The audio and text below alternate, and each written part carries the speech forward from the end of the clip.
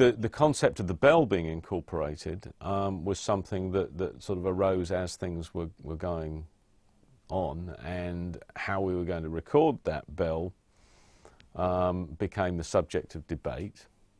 One of the main problems with recording the bell was that the key that we wanted the bell to be, or the octave rather, that we wanted the bell to be in, would have necessitated a bell twice the size of the one that we actually had. And the one that we actually were having made was 1 ton in weight, and if we'd had one in the octave that we actually used on the album, it would have been 2 tons in weight.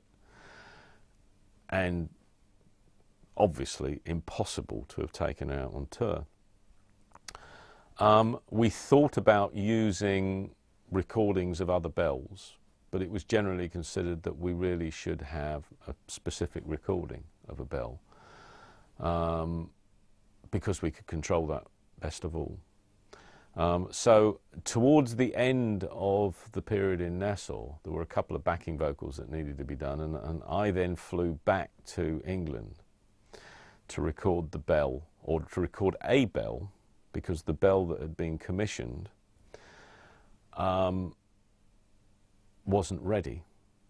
It was, when you make a bell, you have to, it is cast in a foundry, and it has an outer coating on it, and they have to allow the bell to cool in its own time. They can't hurry that process up, otherwise it'll crack, and it wasn't quite ready. So they arranged for us to record a bell in a church tower in Loughborough, near where the bell foundry was.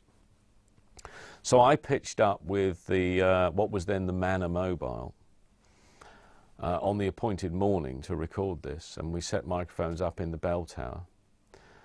I was extremely late, courtesy of our glorious railway system, and they'd started setting up. They got the microphones up in the bell tower, and we very quickly found there was a huge problem. Bell towers also have birds living in them, and every time we hit the bell, the first sound you heard was the fluttering of 250 birds flying off into the Leicestershire skies.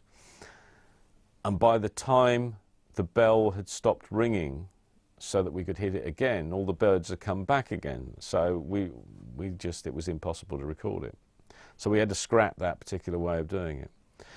I then talked to the people at the Bell Foundry, and they reckoned that within the next 2 days they could get the actual bell ready for us. So a friend of mine ran, we were then obviously in a bit of a problem because we'd spent the money that had been allocated for recording that bell. A friend of mine ran another mobile recording studio that belonged to Ronnie Lane from the Faces, and it was housed in an Airstream caravan, which is one of those silver bullet-shaped caravans that the American Air Force used to use. So I persuaded him to take it up there, and we parked this up in the Bell Foundry where the bell was made.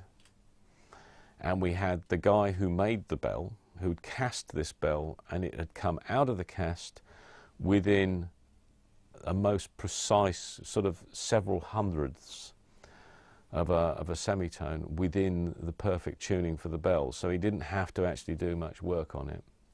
So we suspended the bell in the Bell Foundry, and I thought it would be really cool to have the guy who made the bell hit the bell to record it. And we set microphones, some up inside it, some around it, all around the room, and we just recorded 16 tracks of this bell on the multi-track machine.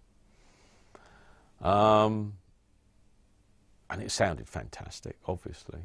And another interesting part of this whole process was when they tune bells, they have to have a reference point. And now they use electronic tuners, but in times gone by, of course, they didn't have electronic tuners. And this being a very, very old bell foundry, they had tuning forks that they used to use to tune bells. And the tuning fork for bells of the size that we were dealing with was about 7.5 to 8 foot long. And that itself had to be suspended on a chain in the middle of the foundry. So everything about making bells was just unbelievable, absolutely incredible. So I then got my multi-track tape machine and then went and met everybody else in New York. Well, as I've said, if we wanted to record a bell in the octave that we wanted to use, it would have been twice the size. So we then had to take this multitrack. We chose the best hit of the bell. Some of the hits were from the inside, some from the outside, and different parts of the bell. We chose the best one that we wanted. We then did a mix of that using all of the microphone sources that we felt were best. And we then slowed that down to half speed, which naturally takes it down exactly 1 octave. And that was the recording that we used.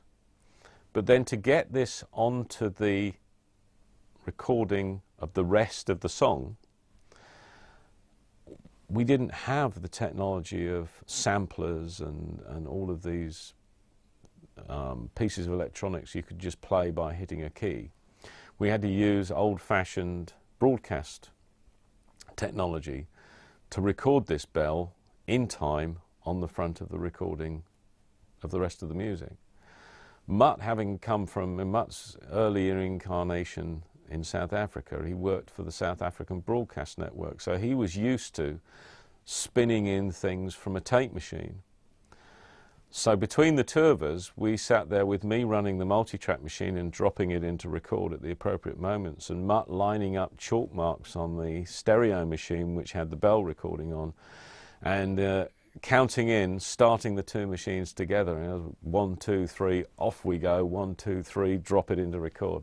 So each one of those bell hits was put in by hand, one at a time, into the position that they actually are on the final recording. And then we mixed it all. It's quite simple, really.